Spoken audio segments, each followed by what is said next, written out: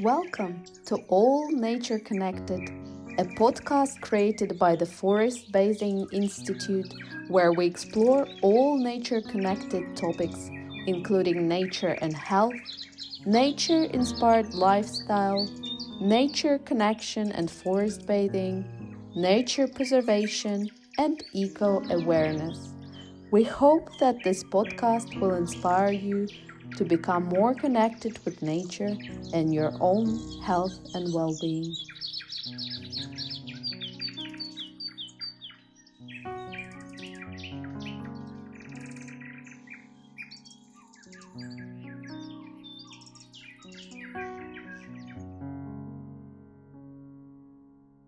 Hello everyone, this is Olga from the Forest Bathing Institute. Today in All Nature Connected podcast, we have Robert Fisher from Hawk and Heath, Forest Bathing Company. And hi Robert, thank you very much for being on our podcast today. Just to start with, Robert, if you'd like to say a few things about what Hawk and Heath are about, what you guys do, where are you based, so that we know a little bit more about you. Well, hi, and thank you for talking to me today. Yes, so my name's Robert Fisher, and I'm a director of Hawk and Heath, which is a forest bathing company where we use a variety of different strategies, but we are definitely focused on the science of Shinrin-yoku. And we work both in person and also hopefully, in the next few weeks, our mobile app.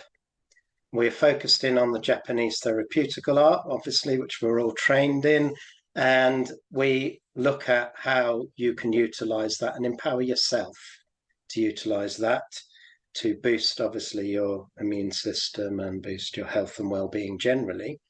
But we also are working with companies on how to use the app and in person to support employees within their work. And we're working with some hotel chains like Britannia and the Craiglands Hotel in Ilkley.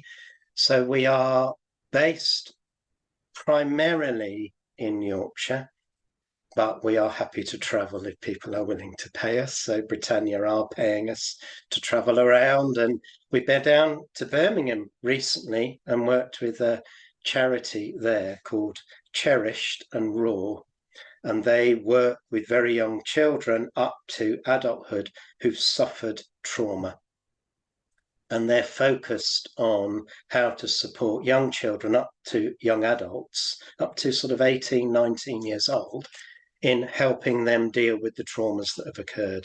So they get referred by GPs and by schools, and they go in and work in schools, etc. So we've gone down and worked with them and continue to do. We have a Zoom each week where we are supporting them on how to bring nature and forest bathing and Shinrin-yoku to very young children up to adults to help them use green spaces with those young adults to obviously support their well-being and deal with trauma. Well, it's wonderful, Robert. And thank you for just letting us know what you're doing and your current and future plans. I think your mobile app is very exciting. I'm very excited about it myself, so I'm looking forward to having a look. And I think what's very unique about you, even though there are a few major factors that you focus on the science, but also the educational part, because you are educating the general public, you're educating companies about health and well-being and how forest bathing can bring health and well-being benefits to the staff. But also working with children, with schools. I know you work with people with special needs. So can you tell us a little bit more about your background? How did this interest in educating people in how nature can help our health and well-being arose? Yeah, well, I have been a teacher, I suppose, for about 30 years. Working from primary all the way up into sort of colleges. So I've taught from people from the age of about 3, so early reception and nursery, all the way up to people doing sort of diplomas and BTECs. And I started off as a primary school teacher. I mean, that is a lifetime ago. And then that morphed into working particularly in special educational needs. And I worked as a SENCO and then worked within special schools. And particularly, I began to develop PE was my initial focus. So that was being outdoors and playing football and hockey, etc., basketball and what have you, and used to just love being outdoors. So it ended up morphing into whereby I taught and did lots of training with the RHS in order to teach horticulture.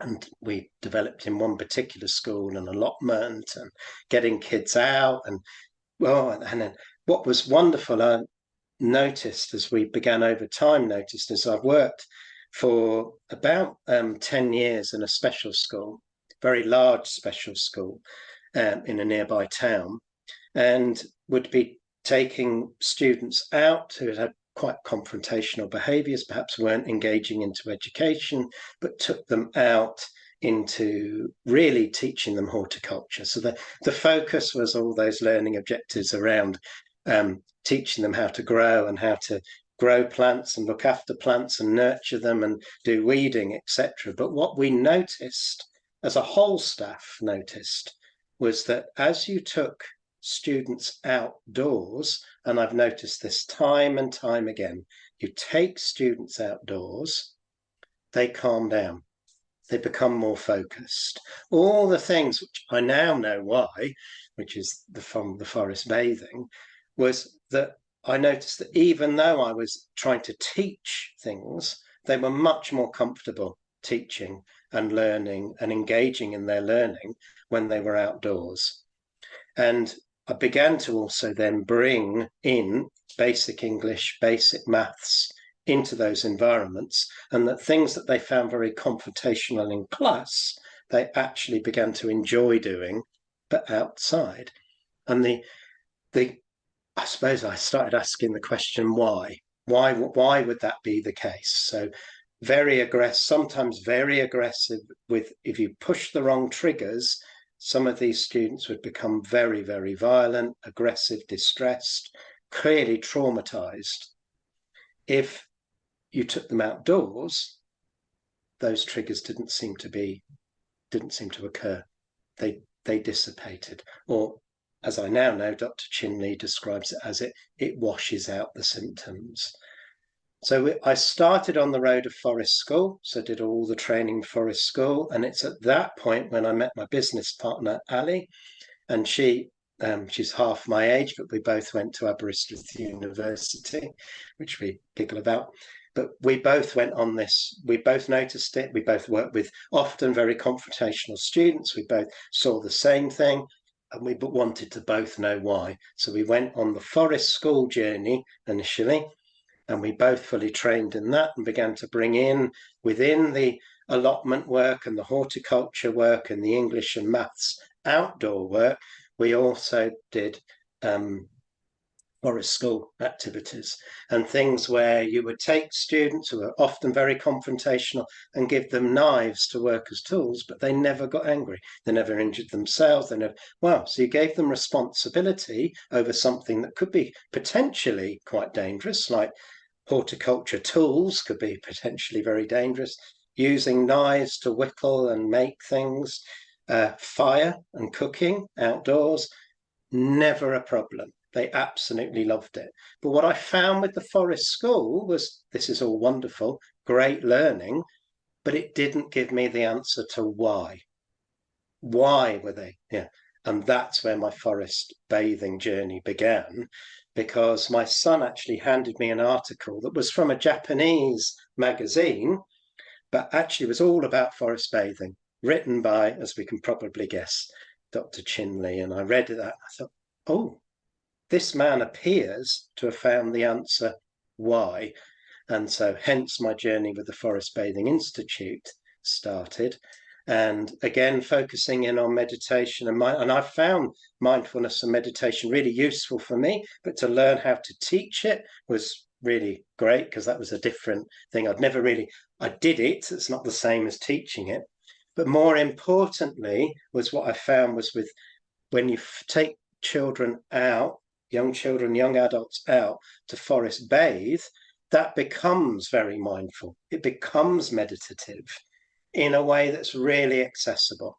And that's the part of that, rather than them being sat indoors trying to meditate, you take them outdoors and you get them outside, and then suddenly they're still and they're gentle and they're quiet.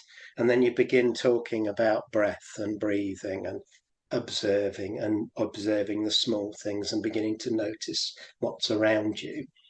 And that's done two magical things for me. Firstly, it's answered that why.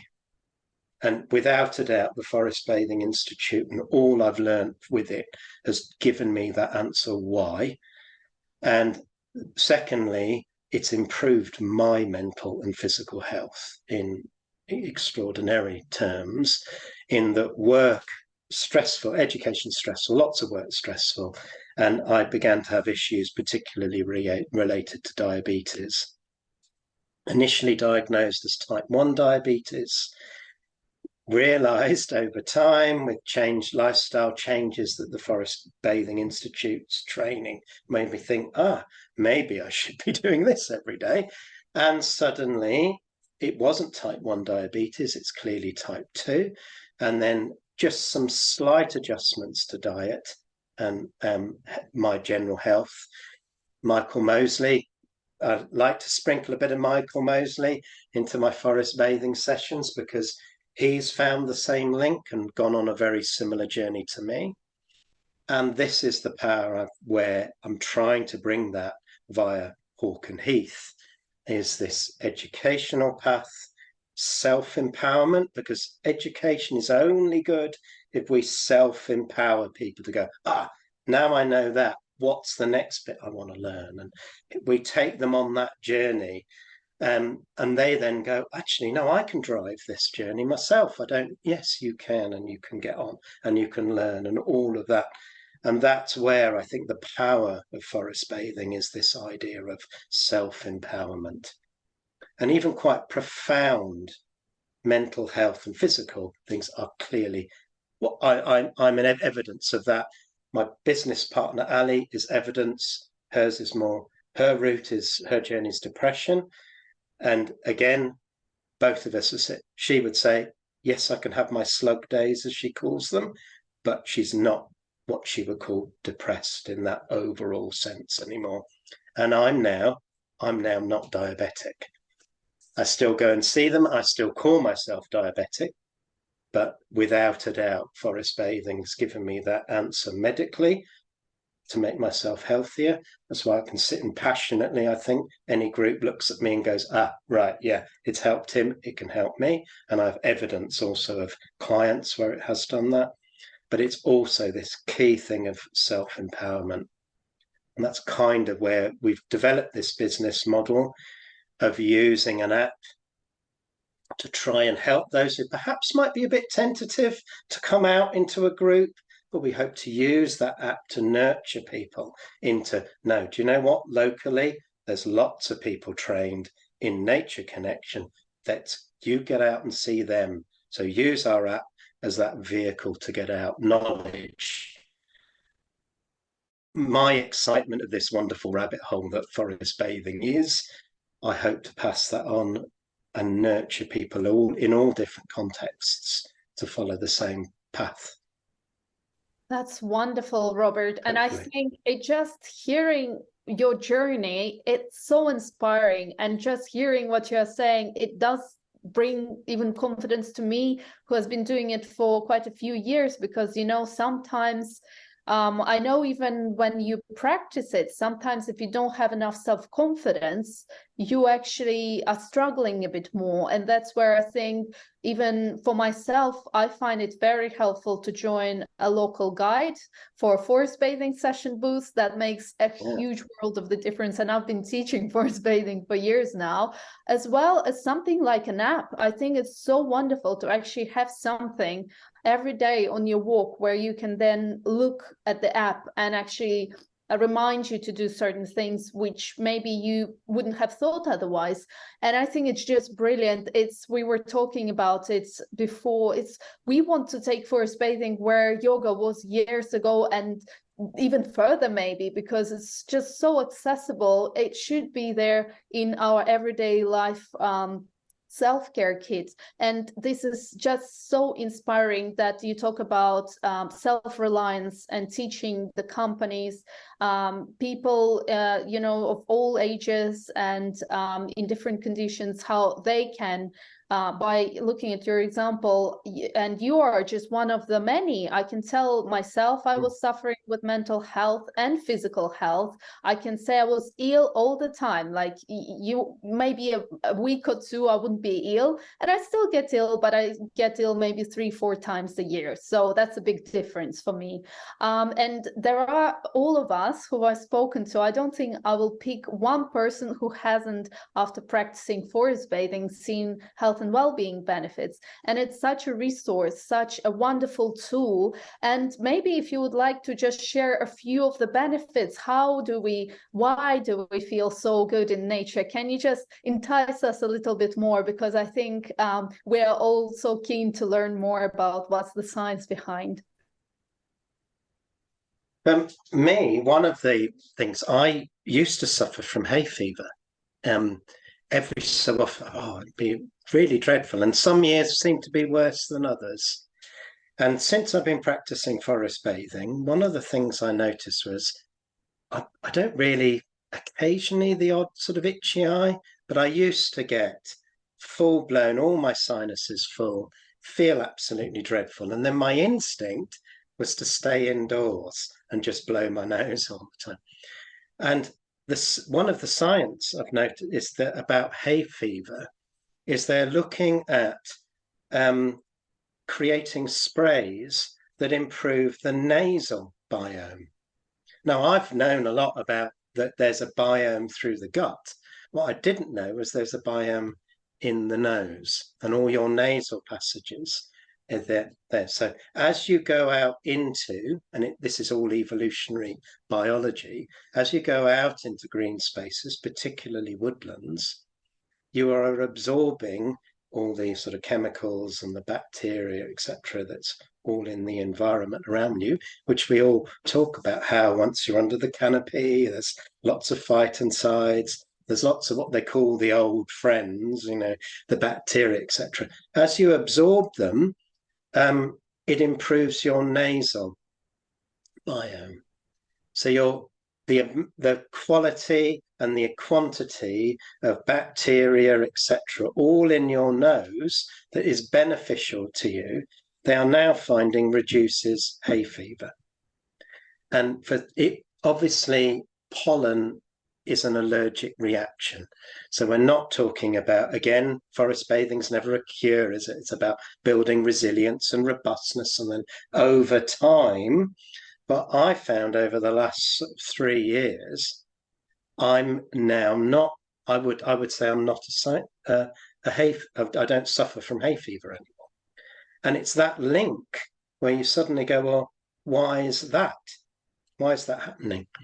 And it's the science is, well, actually, there's an evolutionary biology thing. We spent so long growing up that was our environment. That's our natural space to be.